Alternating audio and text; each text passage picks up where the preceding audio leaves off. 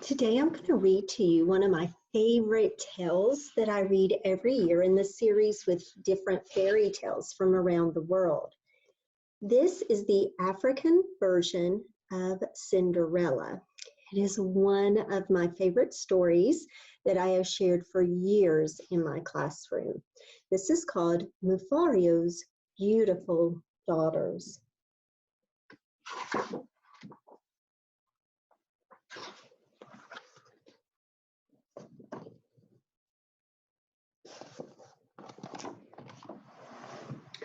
A long time ago, in a certain place in Africa, a small village lay across a river and half a day's journey from a city where a great king lived. A man named Mufaro lived in this village with his two daughters, who were called Manyara and Nyasha. Everyone agreed that Manyara and Nyasha were beautiful.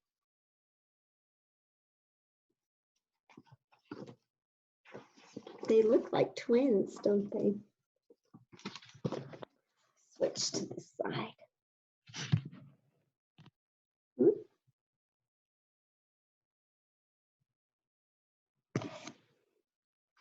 Manyara was almost always in a bad temper. She teased her sister whenever their father's back was turned, and she had been heard to say, "Someday, Nyasha, I will be queen, and you will be a servant in my household." "That should come to pass," Nyasha responded. "I will be pleased to serve you." "But why do you say such things? You are clever and strong and beautiful. Why are you so unhappy?" "Because everyone talks about how kind you are, and they praise everything you do." Manyara replied, "I'm certain that father loves you best. But when I am queen, everyone will know that your silly kindness is only weakness."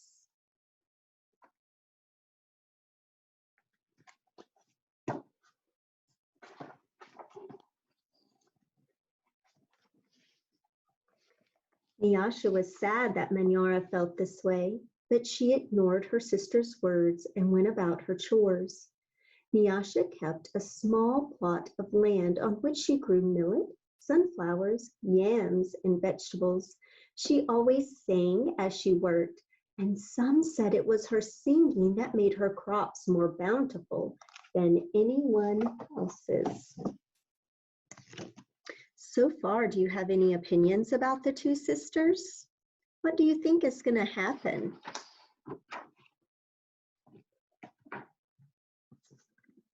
One day, Nyasha noticed a small garden snake resting beneath a yam vine. "Good day, little Nyoka," she called to him. "You are welcome here. You will keep away any creatures who might spoil my vegetables." She bent forward and gave the little snake a loving pat on the head, and then she returned to her work.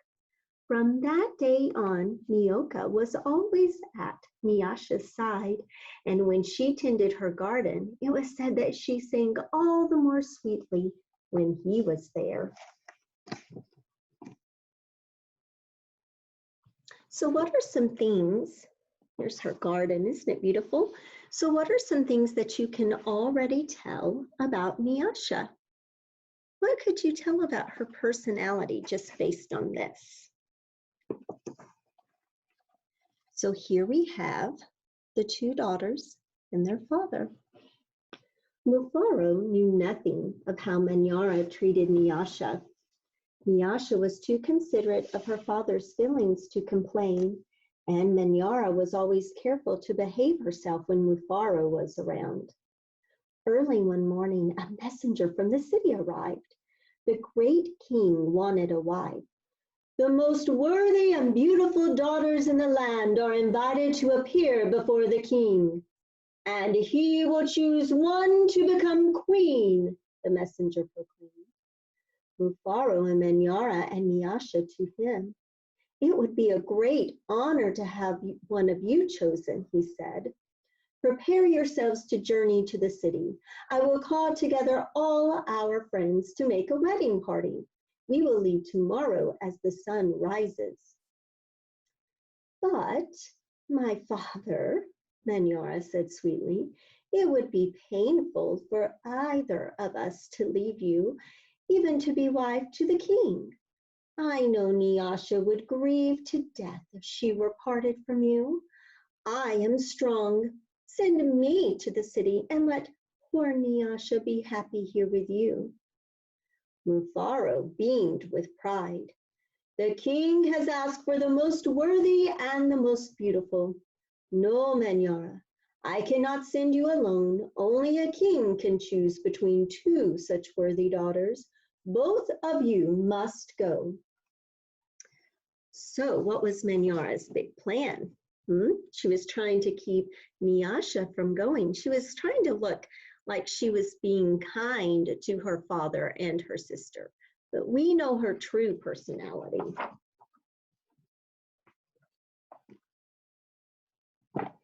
That night, when everyone was asleep, Manyara stole quietly out of the village.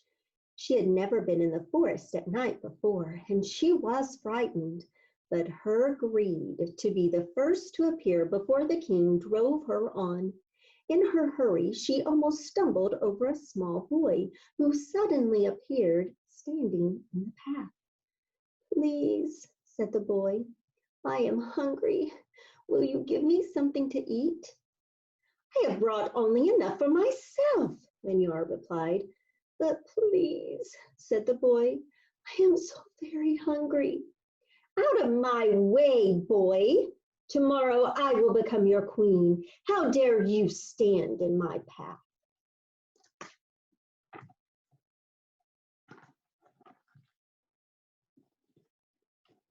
Show you the picture.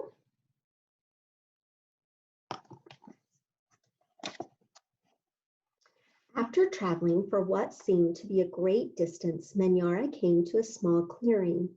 There, silhouetted against the moonlight, was an old woman seated on a large stone. The old woman spoke. "I will give you some advice, Manyara. Soon after you pass the place where two paths cross, you will see a grove of trees. They will laugh at you. You must not laugh in return. Later, you will meet a man with his head under his arm. You must be polite to him." "How do you know my name? How dare you advise your future queen? Stand aside, you ugly old woman," Nyara scolded, and then rushed on her way without looking back. Just as the old woman had foretold, Manyara came to a grove of trees, and they did seem to be laughing at her. "I must be calm," Manyara thought. "I will not be frightened." She looked up at the trees and laughed out loud. "I laugh at you, trees," she shouted. She hurried on. It was not yet dawn when Manyara heard the sound of rushing water. "The river must be up ahead," she thought. "The great city is just on the other side." But there, on the rise, she saw a man with his head tucked under his arm. Manyara ran past him without speaking. "A queen acknowledges only those who please her," she said to herself. "I will be queen. I will be queen," she chanted as she hurried on toward the city.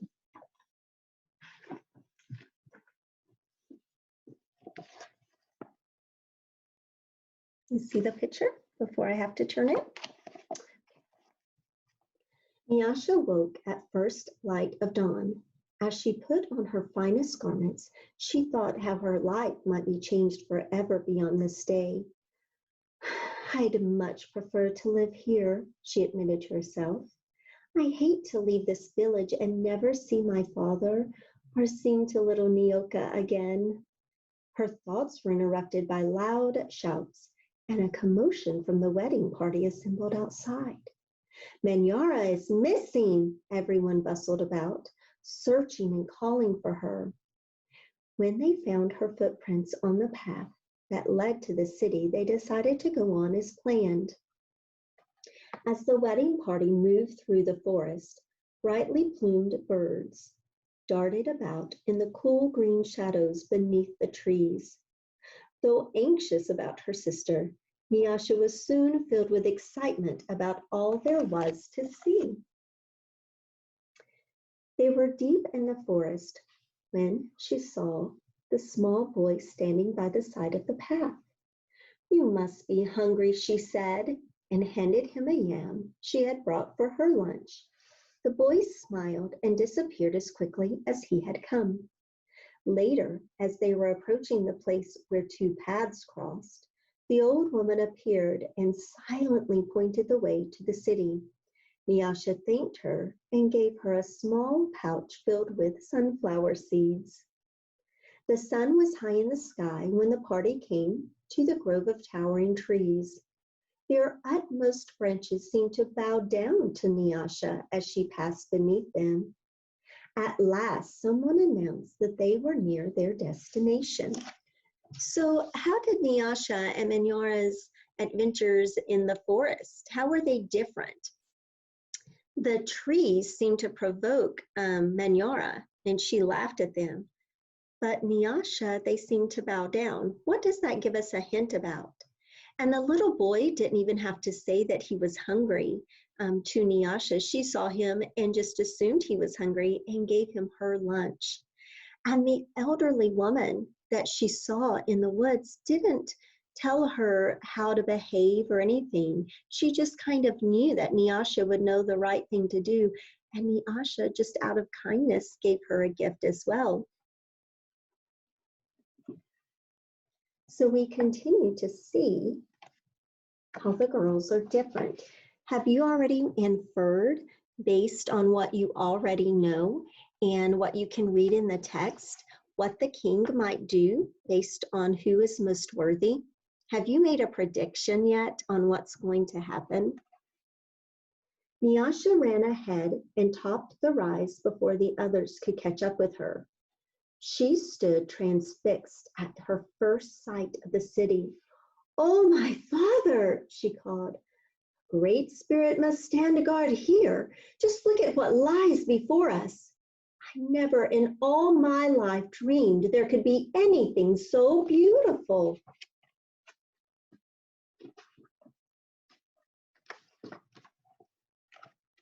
The two girls meet again. Arm in arm, Nyasha and her father descended the hill, crossed the river, and approached the city gate.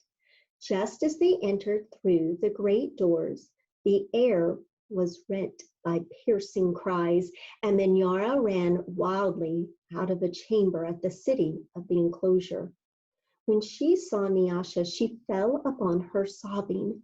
Do not go to the king, my sister. Oh, please, father, do not let her go," she cried hysterically. "There's a great monster there, a snake with 5 heads. He said that he knew all my faults and that I displeased him. He would have swallowed me alive if I had not run. Oh, my sister, please do not go inside that place." It frightened Nyasha to see her sister so upset, but leaving her father to comfort Menora, she bravely made her way to the chamber and opened the door. What do you think she's going to see? Do you think she's also going to see a monster? Let's find out.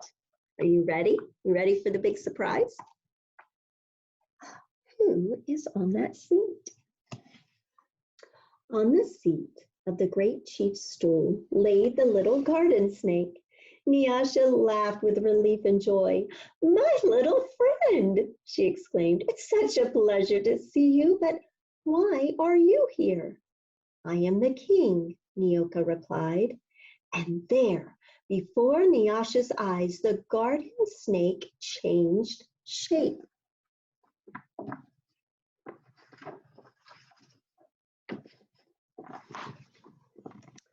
"I am the king. I am also the hungry boy with whom you shared a yam in the forest, and the old woman to whom you made a gift of sunflower seeds. You know me best as Nyoka, but I have been all of these. I know you to be the most worthy and most beautiful daughter in the land. It would make me very happy if you would be my wife."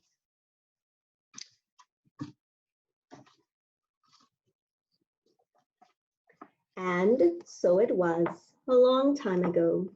Nyasha agreed to be married. The king's mother and sisters took Nyasha to their house, and the wedding preparations began. The best weavers in the land laid out their finest cloth for her wedding garments. Villagers from all around were invited to the celebration, and a great feast was held. Nyasha prepared the bread for the wedding feast from millet that had been brought from her village. Mufaro proclaimed to all who would hear him that he was the happiest father in all the land, for he was blessed with two beautiful and worthy daughters, Nyasha, the queen, and Manyara, a servant in the queen's household. And here is a picture.